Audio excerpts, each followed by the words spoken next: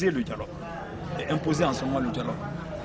Mais c'est vrai, les islamistes étaient presque de Bamako, ouais. Près de tous les gens, le peuple malien dit merci à France. C'est vrai, non? L'armée française est nécessaire ici, non? Tout le peuple malien ne le dit pas, parce que moi je fais partie du peuple malien et beaucoup d'autres ne le disent pas. Il y a beaucoup de gens qui l'ont dit par ignorance. Il y a beaucoup de gens qui ont dit par manque d'information. Aujourd'hui, vous voyez, aux premières heures de l'attaque de Konna, il y avait des drapeaux français partout au Mali. Quelques jours plus tard, lorsque les gens se sont rendus compte que le combat à Konna a été fait pour l'essentiel, d'après les Français eux-mêmes, par l'armée malienne, d'une part, d'autre part, depuis que le jeu français a commencé à s'éclaircir dans le but de pouvoir faire la partition du Mali, les drapeaux français ont commencé à disparaître progressivement de Bamako.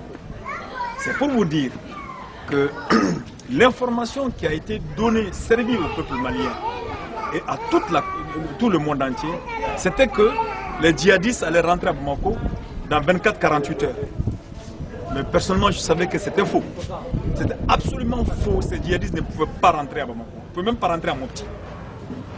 Pour deux raisons simples. C'est que la première raison, c'est que l'armée avait repris de la force.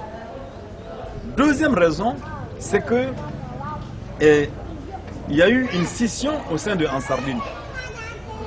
Et si bien que ce n'est pas tout Ansardine qui a participé au combat de Konna. En réalité, c'est une dizaine d'Ansardine avec Yad Agali à sa tête, ce qui ressemblerait d'avoir à une provocation, et des éléments du Moujao. Et je peux vous dire entre guillemets que la plupart des gens du Moujao ont des liens sérieux avec les politiciens du FDR Bamako ici.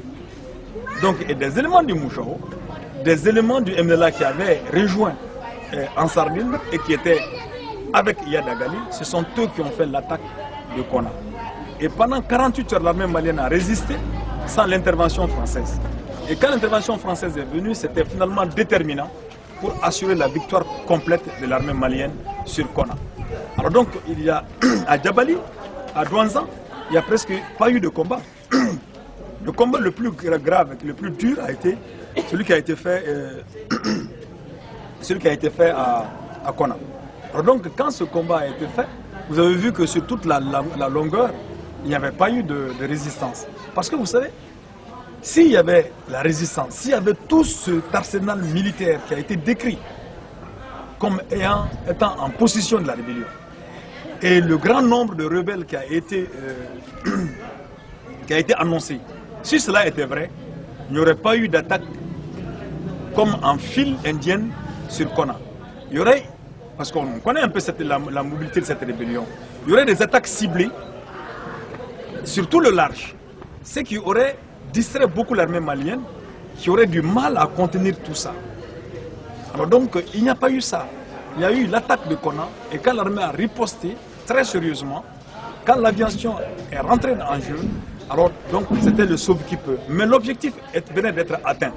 L'objectif de faire intervenir les troupes françaises venait d'être atteint. Alors donc la question est de savoir maintenant, savoir qui a déclenché la guerre à Konna, pour quel intérêt politique, pour quel intérêt financier.